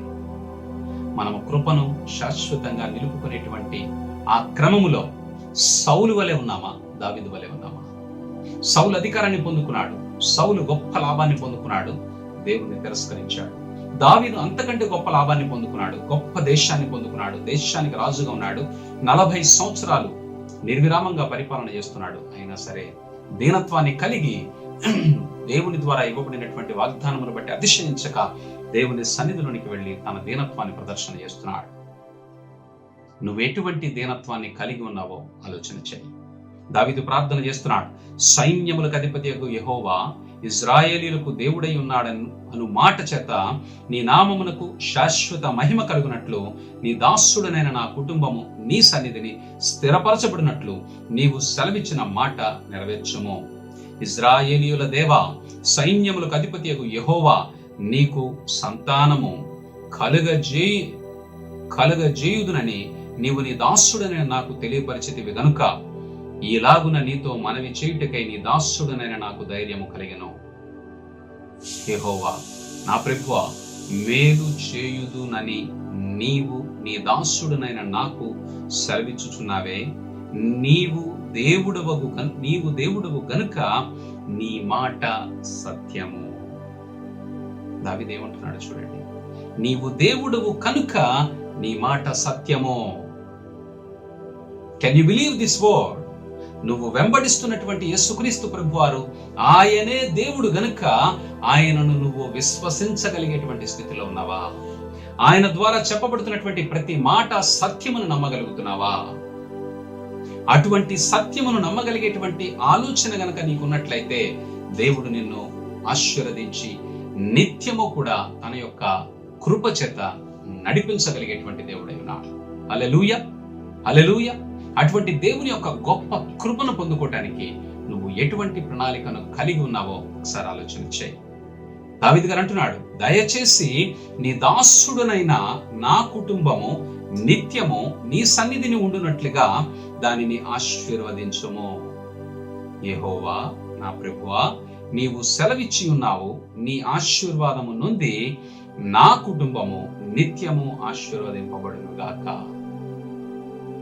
తనకున్నటువంటి రాజ్యాన్ని బట్టి అతడు అతిశయించడం లేదు, తనకున్నటువంటి సంపదను బట్టి అతిశయించడం లేదు. దేవుని యొక్క మాటను బట్టి అతిశయిస్తున్నాడు. దేవుని మాట సత్యమని నమ్ముతున్నాడు. నీ మాట సత్యము, నీవు దేవుడువు గనుక నీ మాట సత్యము. Can you believe this word? దేవుని ద్వారా నీతో మాట్లాడబడుతున్నటువంటి మాట సత్యమును నువ్వు నమ్ముతున్నావా? నువ్వు నమ్ముతున్నట్లయితే నువ్వు వెంబడిస్తున్నటువంటి దేవుడు సత్యమై ఉన్నాడు. ఆయనను వెంబడించేటువంటి క్రమము వ్యత్యాసంగా ఉంది. సౌలు వలె తమకివ్వబడినటువంటి అధికారాన్ని బట్టి అతిశయించకూడదు. దావీదు వలె తమకివ్వబడినటువంటి అధికారాన్ని బట్టి ఇంకను దీనత్వాన్ని కలిగి దేవుని యొక్క శాశ్వతమైనటువంటి కృపను పొందుకోవటానికి ప్రయత్నం చేయాలి. అటువంటి ప్రయత్నములను ముందుకు వెళ్ళాలి. దేవుని వాక్యం సెలవిస్తా ఉంది. కీర్తనాకారుడు రాస్తున్నాడు, కీర్తనలు 138వ కీర్తన 6వ అధ్యాయము, యెహోవా మహోన్నతుడైనను ఆయన దీనులను లక్ష్యపెట్టును, ఆయన దూరము నుండి గర్విష్ఠులను బాగుగా ఎరుగును. నీ మనస్థితి గర్వముతో కూడినదై ఉన్నదా? నీ మనస్థితి దీనత్వంతో కూడినదై ఉన్నదా? ఈ రెండిటిని దేవుడు గుర్తిస్తున్నాడు. ఈ రెండిటిని బట్టి దేవుడు నీ ప్రార్థన ఆలకించి నిన్ను లక్ష్య పెట్టడానికి, నిన్ను తిరస్కరించడానికి దేవుడు అధికారాన్ని కలిగి ఉన్నాడు. సౌలు దావీదు విషయంలో వీరిద్దరు కూడా ఒకే జనరేషన్ లో ఉన్నారు. సౌలు ముందు రాజుగా నియమించబడ్డాడు.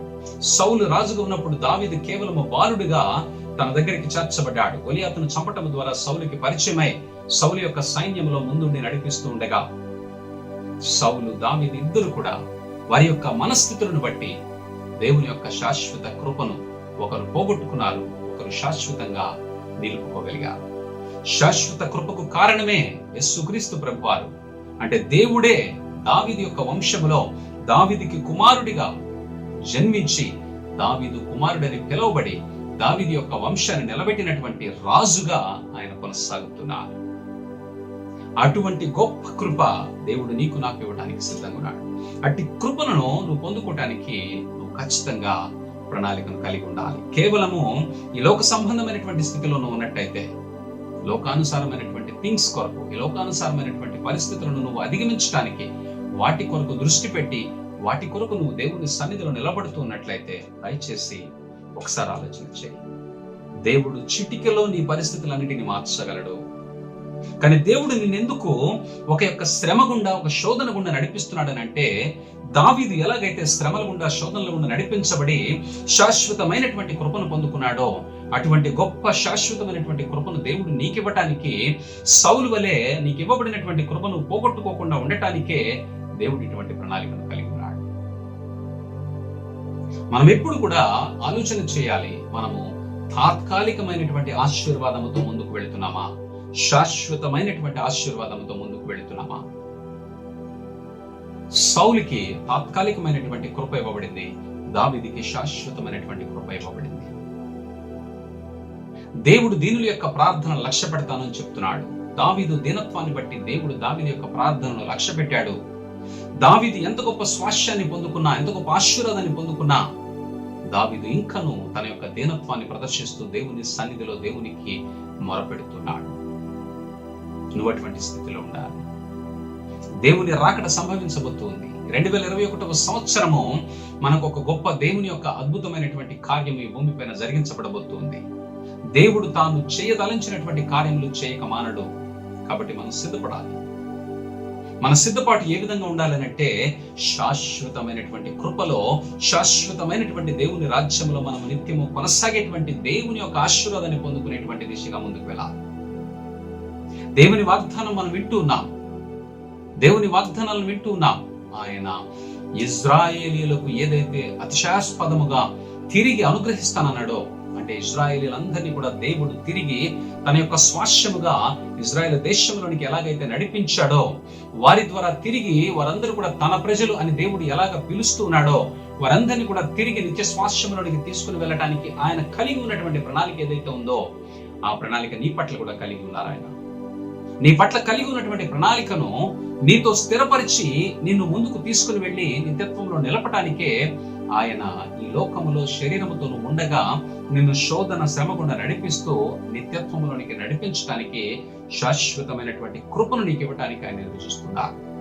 దావీదు ఏ విధంగా అయితే దేవుని పట్ల దీనత్వాన్ని ప్రదర్శించాడో, నువ్వు గనక అటువంటి దీనత్వాన్ని ప్రదర్శించడానికి అభ్యాసము చేయగలిగినట్లయితే, నీ దీనత్వాన్ని బట్టి దేవుడు నిన్ను ఈ లోకంలో ఉన్నంత కాలం కూడా సమృద్ధిలో నడుపుతూ, దావీదు సమృద్ధిలోనికి నడిపించబడ్డాడు. కొద్ది కాలం శ్రమ అనుభవించినప్పటికీ 40 సంవత్సరాలు దావీదు సమాధానంతో కూడినటువంటి పరిపాలన చేయగలిగాడు. యుద్ధములే లేకుండా ముందుకు వెళ్ళాడు.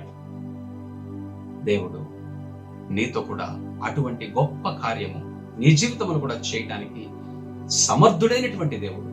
అందుకే దావీదు అంటున్నాడు, నీ మాట సత్యము, నీవు దేవుడు గనుక నీ మాట సత్యము, కాబట్టి నీ మాట నమ్ముతున్నాను. నీ కృప నాతో నిత్యము ఉంటుందని నేను నమ్ముతున్నాను. నా తరతరములు కూడా నీ కృపలో వర్ధిల్ల చేయబడతారని నేను నమ్ముతున్నానని దావీదు గారు దేవుణ్ణి స్తుతిస్తున్నాడు. దావీదు యొక్క స్తుతిని నువ్వు గనక జ్ఞాపకంలో ఉంచుకోగలిగినట్లయితే, దేవుని యొక్క ఆలోచన ప్రకారంగా, దేవుని మాటలను బట్టి, దేవుని యొక్క వాగ్దానాన్ని స్వతంత్రించుకోగలిగేటువంటి, దేవుని మాట సత్యము అనేటువంటి రూఢి అయినటువంటి విశ్వాసముతో ముందుకు వెళ్ళగలిగినట్లయితే దీనత్వాన్ని నువ్వు పొందుకోగలుగుతావు, దీనత్వాన్ని ప్రదర్శించగలుగుతావు, దీనత్వాన్ని బట్టి దేవుని యొక్క ఆశీర్వాదాన్ని నువ్వు చూడగలుగుతావు. మనం జ్ఞాపకంలో ఉంచుకోవాలి, మనలో ఉన్నటువంటి నమ్మకాన్ని బట్టి, మనలో ఉన్నటువంటి అపనమ్మకాన్ని బట్టి మనము అపనమ్మకం వలన మౌనముగా ఉండవలసినటువంటి సమయంలో మాట్లాడుతుంటాం. మాట్లాడవలసినటువంటి సమయంలో, దేవుణ్ణి స్తుతించవలసినటువంటి సమయంలో, దేవుని వాక్యాన్ని ప్రకటించవలసినటువంటి సమయంలో, దేవునికి సాక్షిగా నిలబడవలసినటువంటి సమయంలో మనం మౌనంగా ఉంటాం. ఇది మనకు చాలా ప్రమాదం. దీన్ని మనం గుర్తించాలి. దావీదు గారు మాట్లాడుతున్నాడు. నాతాను ప్రవక్త చెప్పిన వెంటనే దేవుని సన్నిధిలోనికి వెళ్ళి దేవునితో మాట్లాడుతున్నాడు. అయ్యా, నేనే పాటి వాడిని. అయ్యా, నువ్వింత గొప్ప ఆశీర్వాదాన్ని నాకు ఇవ్వటానికి నేను, నా కుటుంబము ఏ పాటిదయ్యా? అయ్యా, నీ మాట సత్యము గనుక, నీవు దేవుడవు గనుక, నీ మాట సత్యము గనుక నీ కృప నిత్యము నాకును నా పిల్లల పిల్లలకును కొనసాగించమని ప్రార్థన చేస్తున్నాడు. నువ్వేమో అనవసరమైనటువంటి మాటలు మాట్లాడుతూ నీ అపనమ్మకాన్ని ప్రదర్శన చేస్తున్నావు. అనవసరమైనటువంటి మాటలు, మాట్లాడకూడనటువంటి మాటలు, మాటలాడ సమయము కానటువంటి సమయంలో మాట్లాడటానికి అది సమయము కాకపోయినా నువ్వు మాట్లాడుతున్నావు. దయచేసి జ్ఞాపకంలో ఉంచుకోండి, మనము దేవుని పిల్లలముగా ఉన్నాము. మన నోటి నుండి మనము మాట్లాడేటువంటి మాటలే మన మీద తీర్పుగా ఉండబోతున్నాయి. నువ్వు నోటి ద్వారా మాట్లాడేటువంటి ప్రతి మాటకు నువ్వు ఖచ్చితంగా దేవునికి లెక్క అప్పగించాలి. What kind of words you are using, what kind of belief, what kind of unbelief you are showing, so you have to remember that. మీరు దయచేసి గుర్తుంచుకోవాలి, అపనమ్మకం వలన మౌనముగా ఉండవలసినటువంటి సమయంలో మాట్లాడటం, లేదా మాట్లాడవలసినటువంటి సమయంలో మౌనంగా ఉండటం, ఈ రెండిటి ద్వారా నువ్వు దీవెన కోల్పోయేటువంటి ప్రమాదం ఉంది. దావీదు దీనముగా, ధీరుడై దేవునిపై ఆధారపడి ఏ విధంగా అయితే ప్రార్థన చేశారో, దావీదు యొక్క ప్రార్థన మనం గుర్తించాం. ఇక్కడ ఆయన చాలా దీనత్వాన్ని కలిగి దేవుని సన్నిధిలో మాట్లాడుతున్నాడు. అయ్యా, అయ్యా, నేనే పాటి పాడినయ్యా అంటున్నాడు. దావీదు కుమారునిగా పిలువబడుతున్నటువంటి యేసుక్రీస్తు ప్రభువారు సిలువలో ఏం మాట్లాడుతున్నారో మనందరికీ తెలుసు. దావీదు ఎటువంటి దీనత్వాన్ని కలిగి ఉన్నారో, దావీదు వంశావళిలో పుట్టినటువంటి యేసుక్రీస్తు ప్రభువారు సిలువ పైన, అయ్యా, నన్ను ఎందుకు విడిచిపెట్టావు నాయన, అయ్యా, నన్ను ఎందుకు విడిచిపెట్టావయ్యా అని ప్రార్థన చేస్తున్నారు. అయ్యా, ఇదిగో నా ఆత్మను మీ హస్తాలకు అప్పగించుకుంటున్నాను ప్రభువా అని ప్రార్థన చేస్తున్నారు. అయ్యా, ఇదిగో నాయన, వీరేం చేస్తున్నారు వీరికి తెలియదు కనుక వీరిని క్షమించమని ప్రార్థన చేస్తున్నాడు. తన తల్లి విషయంలో తన బాధ్యతను నిర్వర్తిస్తున్నాడు. తాను ప్రక్కన ఉన్నటువంటి, తనను అపహాస్యము చేస్తున్నటువంటి వారిలో ఒకడు మారు మనసు పొందగానే అతన్ని రక్షించడానికి వెంటనే దేవుని కృప ఆ దొంగ మీద కుమ్మరించబడినట్లుగా దావీదు యొక్క దీనత్వాన్ని యేసుక్రీస్తు ప్రభువారు కూడా సిలువలో మనందరికీ కూడా మాదిరిగా కనపరుస్తున్నాడు. యేసయ్య తండ్రి పైన ఆధారపడి సిలువ మరణాన్ని భరిస్తూ అటువంటి శ్రమలో కూడా దేవునికి ప్రార్థన విజ్ఞాపన చేస్తున్నాడు. నీకున్నటువంటి శ్రమ ఏ పాటిది? ఏ శ్రమను బట్టి నువ్వు దేవుని పైన అపనమ్మకమైనటువంటి మాటలను పలుకుతున్నావో ఒకసారి గుర్తించు. నీ పరిస్థితి అంతా బాగుంది, దేవుడు నిన్ను చక్కని ఆరోగ్యంతో ముందుకు నడిపిస్తున్నాడు, నీకు కాళ్ళు చేతులు బాగున్నాయి, దేవుడు ఖచ్చితంగా నీకు అవకాశం ఇస్తాడు, దేవుడు నిన్ను ఖచ్చితంగా నీకు కావలసినటువంటి అవసరతలన్నిటిని అనుగ్రహించి నిన్ను తృప్తిపరుస్తాడు. There is no doubt at all. ఎందుకంటే ఆయన వాగ్దానము చేస్తున్నాడు. ఆకాశ పక్షులను చూడండి, అవి విత్తవు, కోయవు, అవి గరిసెలలో కూర్చుకొనవు, అయినప్పటికీ మీ తండ్రి అయినటువంటి దేవుడు వాటిని నిత్యము పోషించుచున్నాడు. మరి మీరు వాటికంటే మరి శ్రేష్ఠులు కారా? మరి మిమ్మల్ని ఆయన మర్చిపోతాడా? నీ ప్రతి అవసరత దేవుడు తీర్చడానికి సమర్థుడై ఉన్నాడు. అయితే నువ్వు శాశ్వతమైనటువంటి కృపను పొందుకోవడానికి ప్రయత్నం మొదలు పెట్టాలి. శాశ్వతమైనటువంటి కృపను పోగొట్టుకోకుండా దాన్ని కాపాడుకోవడానికి దీనత్వాన్ని కలిగి ఉండాలి. దేవుని సన్నిధిలో ప్రార్థించేటువంటి ఆ యొక్క స్వభావాన్ని నువ్వు మార్చుకోవాలి. ఎప్పుడు నీ పరిస్థితుల గురించి లేదా నీ స్వలాభము గురించి మాత్రమే ప్రార్థన చేసేటువంటి స్థితిలో ఉండకూడదు. దేవుని పరిచర్య కొరకు, దేవుని ప్రణాళిక కొరకు, దేవుని యొక్క చిత్తము నీ భూమిపైన నెరవేర్చడానికి, దేవుని చిత్తము జరిగించబడినట్లుగా దేవుని ఉద్దేశాలకు అనుగుణంగా మనం ప్రార్థన చేసే వారంగా ఉండాలి. నశించిపోతున్నటువంటి ఆత్మల కొరకు ప్రార్థన చేసేటువంటి వారముగా ఉండాలి. నశించిపోతున్నటువంటి మన బంధువుల కొరకు ప్రార్థించేటువంటి వారముగా ఉండాలి. మన ఇరుగు పొరుగు వారి కొరకు ప్రార్థించేటువంటి వారి కొరకు ఉండాలి. వారి కొరకు ప్రార్థించేటువంటి స్వభావాన్ని కలిగి ఉండాలి. దేవుని వాక్యము ప్రకటించబడినట్లుగా ప్రార్థన చేయాలి. దైవజనులు దేవుని యొక్క వాక్యాన్ని తేటతెల్లముగా వివరించేటువంటి స్థితిలో ఉండాలని, వారికి జ్ఞానమును కలుగచేయాలని ప్రార్థన చేయాలి. నీ ప్రార్థన నీ కుటుంబం కొరకు, నీ కొరకు మాత్రమే అయి ఉంటే అది స్వలాభము కొరకు చేసేటువంటి ప్రార్థనగా ఉండబోతుంది. నీ ప్రార్థన దేవుని చిత్తానుసారంగా దేవుని యొక్క ఉద్దేశమును భూమిపైన నెరవేర్చబడటానికి, దేవుని యొక్క ఉద్దేశం ఏమిటంటే సర్వలోకము కూడా సువార్తను విని దేవుని కొరకు రక్షణలోనికి రావాల్సినటువంటి అవసరం ఉందని దేవుని యొక్క వాక్యం సెలవిస్తాం. అటువంటి దేవుని ఉద్దేశం నెరవేర్చబడటానికి నువ్వు ఎంత ఆశ కలిగి, ఎంత తాపత్రయము కలిగి దేవుని కొరకు నువ్వు ఎంతగా ప్రార్థన చేస్తున్నావో, ఎటువంటి ఆలోచనతో ప్రార్థన చేస్తున్నావో దయచేసి ఒకసారి ఆలోచన చేయి. నీ ప్రార్థన ఏమై ఉందో ఆలోచన చేయి. సౌలు తాను కలిగి ఉన్నటువంటి దాన్ని బట్టి తన ఇష్టానుసారంగా ప్రార్థన చేస్తున్నాడు, బలి అర్పిస్తున్నాడు, కానీ తన లోపల ఉన్నటువంటి ఉద్దేశాలు వేరు. దావీదు దేవునికి ప్రార్థన చేస్తున్నాడు, తన హృదయాన్ని బలిపీఠముగా మార్చి తనను తాను సజీవ యాగముగా సమర్పించుకొని దేవునికి విజ్ఞాపన చేస్తున్నాడు. అదే అలవాటుని యేసుక్రీస్తు ప్రభువారు మనకి సిలువలో చూపిస్తున్నారు. దావీదు యొక్క దీనత్వాన్ని యేసుక్రీస్తు ప్రభువారు మరింత ఎక్కువ దీనత్వాన్ని ప్రదర్శించి మరణమగునంతగా ఆయన దేవునికి తాను అప్పగించుకున్నారు. అటువంటి దీనత్వాన్ని ప్రదర్శించడం ద్వారా మనమును తండ్రి యొక్క శాశ్వతమైనటువంటి కృపను పొందుకొని నిత్యము ఆయన కృపలో కొనసాగునట్లుగా మన యొక్క ఆలోచనను, మన ప్రార్థన విధానాన్ని మనం మార్చుకుందాం. దేవుని యొక్క వాక్యం సెలవిస్తా ఉంది, యెహోవా మహోన్నతుడైనను, ఆయన గొప్పవాడై ఉన్నాను, ఆయన మహోన్నతుడైనటువంటి దేవుడై ఉన్నాను, ఆయన ఆకాశము కంటే పైన ఉన్నటువంటి దేవుడైనను, ఆయన దీనము గలవారిని లక్ష్య పెట్టును. నిన్ను నన్ను లక్ష్య పెట్టడానికి దేవుడు ఇష్టపడుతున్నాడు. నువ్వు తగ్గింపు కలిగి దేవుని సన్నిధిలో ప్రార్థన చేయడానికి సిద్ధపడితే దేవుడు దావీదుకి ఇచ్చినటువంటి కృప ఏదైతే శాశ్వతముగా కొనసాగుతుందని వాగ్దానం చేశారో ఆ వాగ్దానము నీ పైన, నీ కుటుంబం పైన, నా పైన, నా కుటుంబం పైన కూడా నిత్యము కొనసాగబడుతుంది. హల్లెలూయా, హల్లెలూయా. ప్రార్థన చేసుకుందాం. దయచేసి ఆలోచన చేయండి. మనం ఆరాధించేటువంటి దేవుడు గొప్ప దేవుడు, మహోన్నతుడైనటువంటి దేవుడు.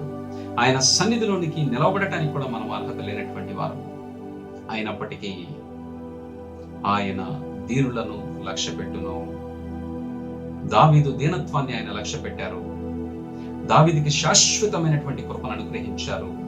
దావీదు కుమారుడైనటువంటి యేసుక్రీస్తు ప్రభు వారికి రాజ్యాధికారాన్ని అప్పగించారు.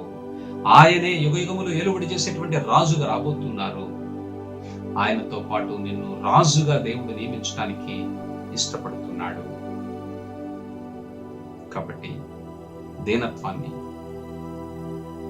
నీ ఆలోచనను, నీ ప్రార్థన విధానాన్ని మార్చుకొని దీనత్వంతో కూడినటువంటి స్వలాభాపేక్షను విడిచిపెట్టి సొంత లాభము కొరకు కాక దేవుని ప్రణాళిక భూమిపైన జరిగించబడి అది పూర్తిగా నెరవేర్చబడటానికి ప్రార్థన చేసేటువంటి ఆలోచనతోటి, ప్రార్థన చేసేటువంటి మనస్సును కలిగి మనము దేవుని సన్నిధిలో కొనసాగాలి. అప్పుడు మనము దేవుని శాశ్వత కృపకు పాత్రులమవుతాము. నీవు, నీ కుటుంబము, నీ పిల్లలు నిత్యము దేవుని కృపలో కొనసాగించబడతారు. దేవుని యొక్క ఆశీర్వాదము, దీవెన నీ పైన నిత్యము కుమ్మరించబడుతుంది. దేవుడు అట్టి జ్ఞానముతో నిన్ను మనందరినీ నడిపించును గాక. ఆమేన్. మహోన్నతుడా మా దేవ యేసు క్రీస్తు ప్రభువా, మీ పరిశుద్ధ నామానికి కృతజ్ఞతలు చెల్లించుకుంటున్నాం నాయన. అయా మీ శాశ్వత కృప మాతో కొనసాగినట్లుగా మమ్మల్ని అందరినీ నాయన అయా దీనత్వంలో మీరు కలిగి ఉన్నటువంటి దీనత్వాన్ని కలిగి మిమ్మల్ని మాదిరిగాను మీ మార్గంలో జీవించేటువంటి మీ కృపలో మమ్మల్ని నడిపించమని మా ప్రభువును రక్షకుడు అయిన యేసు క్రీస్తు పరిశుద్ధ నామములు ప్రార్థించి వేడుకొనుచున్నాము తండ్రి. ఆమేన్. మన తండ్రి అయిన దేవుని ప్రేమ, కుమారుడైన యేసుక్రీస్తు కృప, పరిశుద్ధాత్మ దేవుని అనూన్య సహవాసం మనకును భూమిపైన ఉన్న సకల పరిశుద్ధులకు సదాకాలము తోడై ఉండి నడిపించును గాక. ఆమేన్. యేసు రక్తమునకే జయం, సిలువ రక్తమునకే జయం, ప్రవేశు నామమునకు సంపూర్ణ విజయము కలుగును గాక. ఆమేన్. దేవుడు మిమ్మల్ని అందరినీ శాశ్వత కృపలో నడిపించును గాక. ఆమేన్. Praise the lord.